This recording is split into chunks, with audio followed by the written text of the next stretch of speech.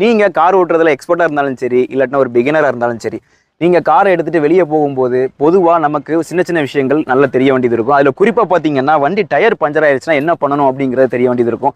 இதெல்லாம் ஒரு விஷயமானு கேட்காதீங்க. ஸ்டெப்னியை எடுத்து நம்ம போட்டுட்டு அந்த பஞ்சரான டயரை வந்து நம்ம பஞ்சர் ஓட்ட கொடுத்துடலாம்னு நீங்கள் சொல்லிடலாம். இப்போ வர ரீசெண்டான கார்களில் ஃபுல்லுமே வந்து பார்த்தீங்கன்னு சொல்லியாச்சுன்னா ஸ்டெப்னி டயர் கிடையாது, இந்த மாதிரி ஏர் பம்ப் கொடுத்துருந்தாங்க.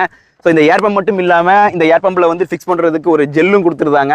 இதை யூஸ் பண்ணி நம்ம என்ன பண்ணிக்கலாம் அப்படின்னு சொல்லியாச்சுன்னா பெரிய பெரிய ஒரு இன்சிடென்ட்ல இருந்து நம்ம வந்து தற்காத்துக்கலாம். குறிப்பாக நீங்கள் ஃபங்க்ஷனுக்குலாம் எங்கேயா கிளம்பி போறீங்கன்னா டயரை வந்து நம்ம பஞ்சர் ஆயிருச்சுன்னு சொல்லியாச்சுன்னா ஸ்டெப்னியை கலத்தி நம்ம மாட்டுறதுக்குள்ளேயே விறுவிறுத்து அந்த ஃபங்க்ஷன் மோடே ஸ்பாயில் ஆயிரும்.